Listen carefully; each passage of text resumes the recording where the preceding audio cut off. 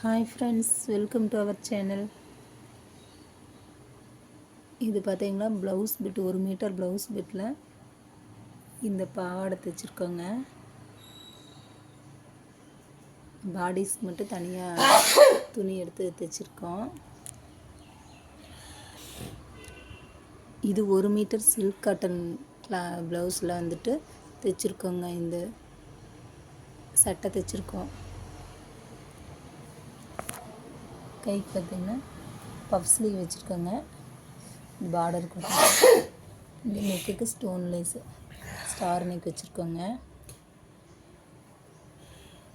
இப்போ 2 ப்ளவுஸ் பிட்டில் பாப்பாவுக்கு 3 வயசு பாப்பாவுக்கு இது தைச்சிருக்குது.